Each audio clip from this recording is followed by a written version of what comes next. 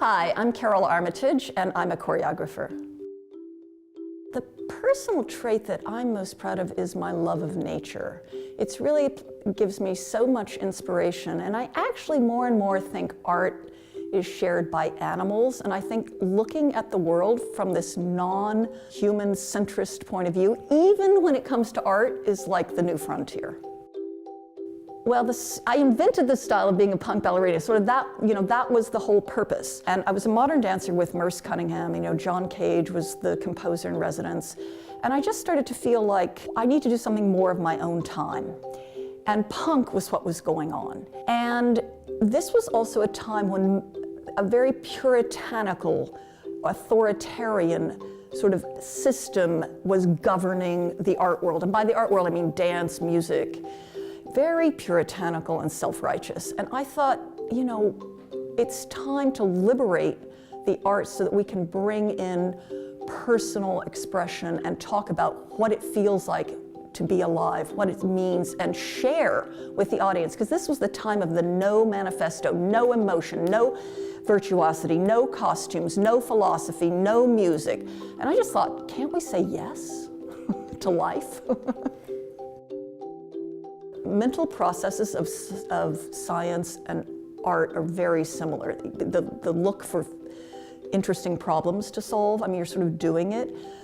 And there's a subjectivity, even in science, in that process. So I feel very drawn to the kind of creativity that goes on here. What's interesting is I did a workshop using Chinese calligraphy as a map for creating movement, because these are non-trained dancers. So how can you create interesting movement with people who, don't know how to do this?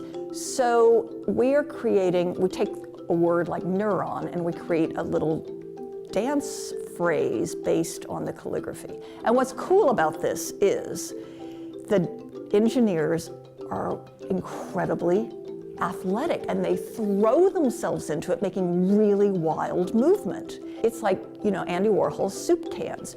Everyone's interpreting the same ideogram, and everyone does it in their own way. What being at the Media Lab means to me is the idea of including technology into dance.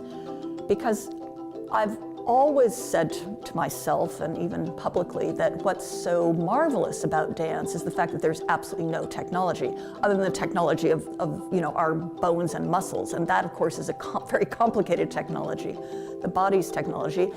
What I've been figuring out here is how there can be subtle, beautiful, as I say, poetic things that enhance the expressivity of the body or the audience experience.